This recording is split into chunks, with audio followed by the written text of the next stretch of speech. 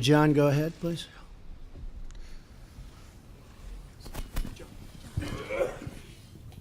Thank you, Mr. President. Good to see you out in the Rose Garden again. Thank you.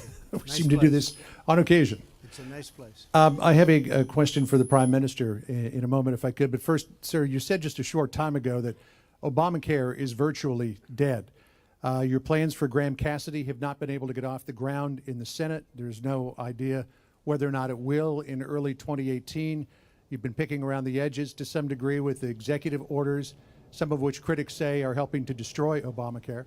So I'm wondering, at this point, what is your health care plan, sir? Well, if you look at insurance companies and you take a good, strong look and at the numbers, you'll see since the formation of Obamacare, they're up 400%, 450%, 250%, 300%. They've made a fortune, the insurance companies. So when I knocked out the hundreds of millions of dollars a month being paid back to the insurance companies by politicians, I must tell you, that wanted me to continue to pay this, I said, I'm not going to do it.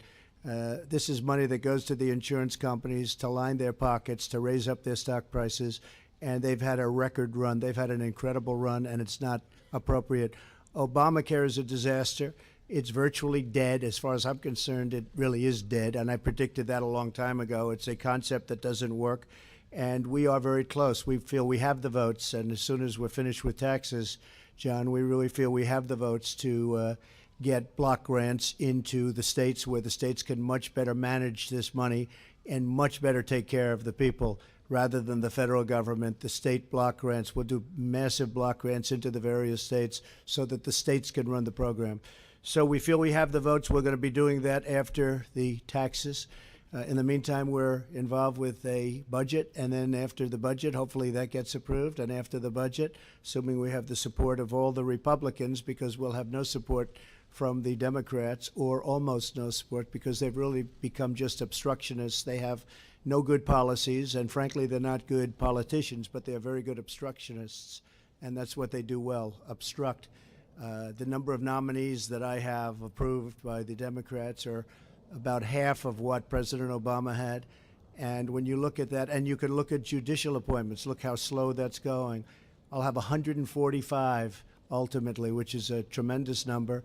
We'll have 17 Court of Appeals appointments, but they're not getting approved. They're being slow-walked by Schumer and the group of Democrats that really, it's really disgraceful. Even people that they know they're going to approve, they take it right out to the end. They use every single minute, and I think it's a very disgraceful situation. But Obamacare is everything but dead.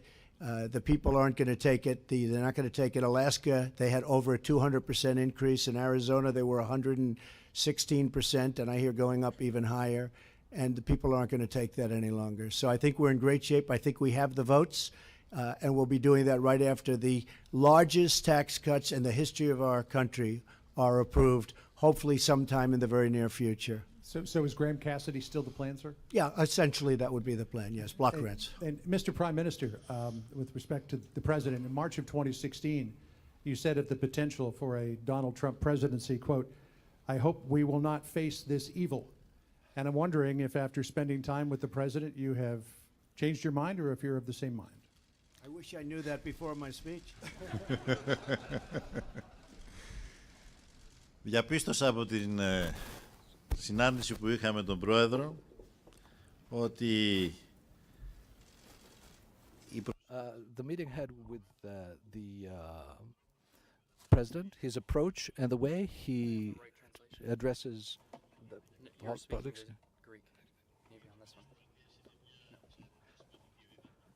The U.S. is a very strong power, and their ability to intervene for good are very, very important. I want to confirm that the meeting that we had was very productive. Not a moment did I feel that I threatened at any time. I saw that there is a very fertile outlook here in order to set aside any differences we may have to find the common ground which is really important for the relationship between our two peoples that are traditional and historical, and for our common objectives. We need common values. We have common values, excuse me. Don't forget that the value of democracy and freedom was born in Greece. And it's one of the basic values that traverses American culture and American tradition.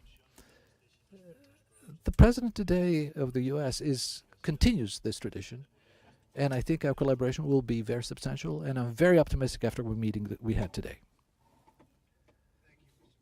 So I might just add that a number of countries were a little bit nervous at the beginning, and I have very good relationships with the leaders of virtually every country I've dealt with. But the reason they were concerned was because I will not allow our country, the United States of America, to be taken advantage of by so many other countries all over the world. If you look at our trade deficits, massive trade deficits with virtually every country. You look at our jobs moving out to certain countries, and the companies are leaving and they're firing the people, and the product is made elsewhere and then it's sold back into the United States. I'm not going to be allowing that. So I can understand how certain countries and the leaders of certain countries may feel. But we're just not going to allow the United States to be taken advantage of by other countries anymore. And there's nothing we can do about that. Thank you. Okay. Jennifer, you want to go? Thank you, Mr. President. Sure. I have a question for both of you, but let me start with you, Mr. President. Let me give you a quick question about the Federal Reserve. Do you have any other candidates that you're looking at other than Powell, Yellen, the five that have already been named? Are you looking at anyone besides those folks? I would say within those five, you'll probably get the answer, and I'll be making the decision over the next fairly short period of time. Can you say who your favorite is at this point? Honestly, I like them all. Okay. I do. I have a great respect for all of them, but I'll make a decision over the next very short period of time. Can I ask you a quick Obamacare question as well, even Sure. though John Roberts asked one as well? Sure. Apparently, Lamar Alexander has said he's made a deal with Senator Patty Murray to stabilize Obamacare. Has the White House been involved in those negotiations, and will you support that deal? Yes, we have been involved, and this is a short-term deal because we think ultimately block grants going to the states is going to be the answer. That's a very good solution. We think it's going to not only save money but give people much better health care with a very, very much smaller premium spike, and you look at what's gone on with that. Also much lower deductible so they can use it. Lamar has been working very, very hard with the Democratic, his colleagues on the other side, and Patty Murray is one of them in particular. And they're coming up, and they're fairly close to a short-term solution. The solution will be for about a year or 2 years, and it'll get us over this intermediate hump because we have, as you probably know, we have either have the votes or we're very close to having the votes, and we will get the votes for having really the potential of having great health care in our country.